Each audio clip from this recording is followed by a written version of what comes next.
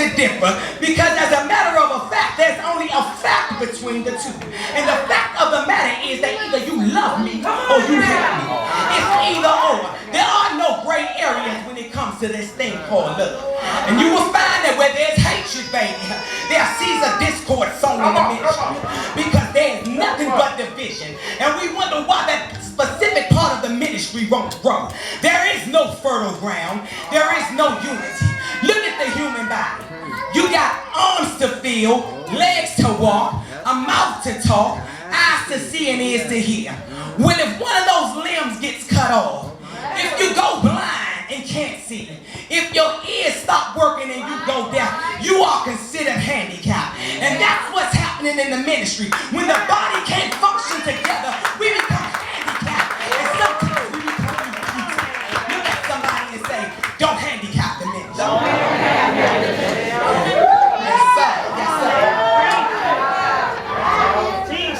What we need to understand is this thing. It's really a matter of the heart. Yeah. It's a heart issue. Yeah. And Jeremiah 17:9 declares that the heart is deceitful above all things and desperately wicked. Yeah. Who can know it? Your heart will deceive your mind into thinking that you are always right, while everybody else around you happen to be wrong. It won't allow you to take accountability for your own actions while pointing the blame and the finger at others. Oh, that heart is a dangerous thing, especially when it's a dysfunctional one, and it's one that doesn't work because it controls your very thought pattern. It will cause you to hurt everything and everybody around you. And we all know the saying that hurting people hurt people. But let me share something with you on tonight. I was one of those people. I told my mother one day, I went through so much and I was tired. I said, if I'm hurting, then everybody around me is gonna hurt. I didn't care at the time. I said they all gonna suffer right along with me. It was the condition of my heart. And I didn't even realize, because you notice the end of that verse is, who can know it? That's why you have to let God search the reins of your heart and try that thing. Let me tell you something, I was one of the most hateful people you ever wanted to meet. I would fight in church. I would fist fight in church. I would cuss you out, speaking a known language that needed no interpretation, right in the house of God. I would spit in your face, Jesus, and stand there and wait for you to swing. I've slashed tires. I've done some things. I've done a whole lot of dirt. Jesus. Let me tell you that once God got a hold of you. God got a hold of you. God started to shake some things up on me. Yes. He started to root up some things in me.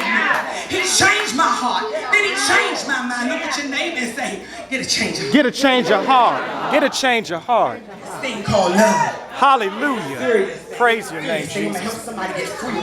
Come on now. Come on now. Ooh, Jesus, thank you. Bless you. I'm at my first talking point already. I told you I'm not long. We're going to be out of here.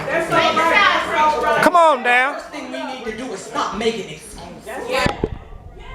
We make excuses for everything that we do and everything that we don't do. But when it comes to this thing called love, we make every excuse in the book as to why we can't love. I don't care for her cuz. I don't like him cuz. I'm not going because. I don't want to be a part of that ministry because. It wasn't my fault. I didn't start it. They started it with me. I did it because knowing that it's what you wanted to do in the first place, you were just seeking opportunity to do it. If they didn't do this, then I wouldn't do that. If I wouldn't have been love abused and mistreated as a child, I wouldn't be like this. Tell your neighbor to stop making excuses. If this, if that. Y'all know the saying, if every if was a fifth, then we'd all be drunk. So